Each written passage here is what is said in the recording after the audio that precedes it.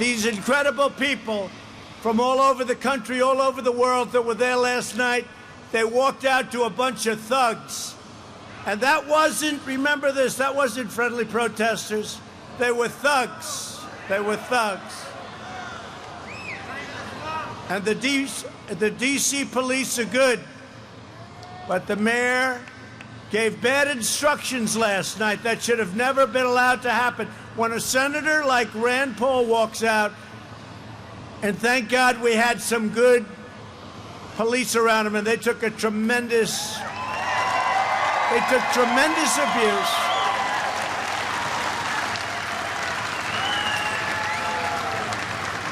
And Rand Paul was in big trouble last night. He's a good guy, he's a friend of mine. And that shouldn't happen to anybody. But here's a U.S. senator walking outside, and those 4 policemen should be brought over to the White House, and we ought to give them a medal of some kind, and we're going to do it. We're going to do it. I told that to Rand today.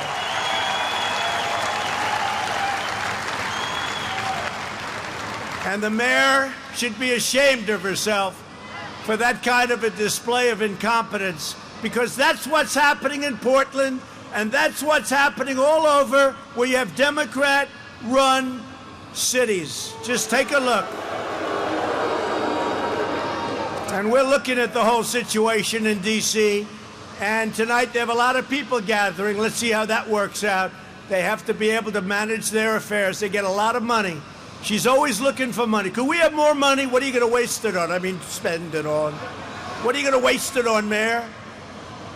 And then our people walk out, and these are people from all over the world. They walk, including Congress, by the way. They walk out, and they get accosted, they get abused, they get spit on. It's a disgrace. And our country's going to change. We're not going to allow that to happen. You know, we're not supposed to be...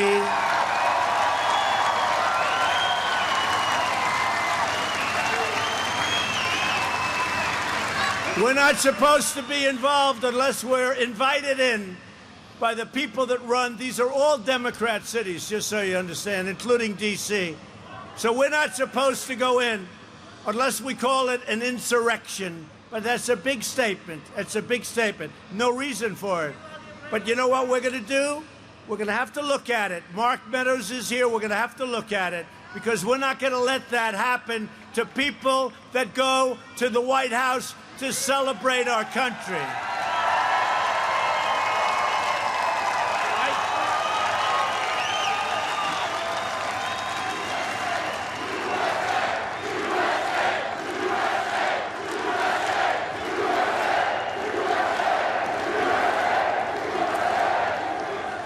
And a weak guy named Joe Biden, and he's weak. He's weak as hell. A weak guy like Joe Biden didn't even bring law and order up as a subject for discussion in the entire Democrat National Convention. Now they're all of a sudden, now they realize, because they've gone down like a rock in water, they've gone down in the polls, and now all of a sudden they're talking, oh, well, we have to talk about crime. Number one, they have no, look at what happened to New York. Look at what's going on in Chicago. All Democrats, all radical left Democrats. Look at what's going on in the great state of Wisconsin. Now, I will tell you, 2 days ago we sent in the National Guard. That was the end of that problem. Look at Portland. We want to send in the National Guard. We send in Homeland Security just to protect a couple of our buildings, including a courthouse. Can you believe it? We send in because they can't protect it. So they did a very effective job. We could take care of Portland in 45 minutes. 45 minutes. If that governor, if that mayor would call and say, please send in the National Guard, just like, hey, we did it in Minneapolis. Remember that?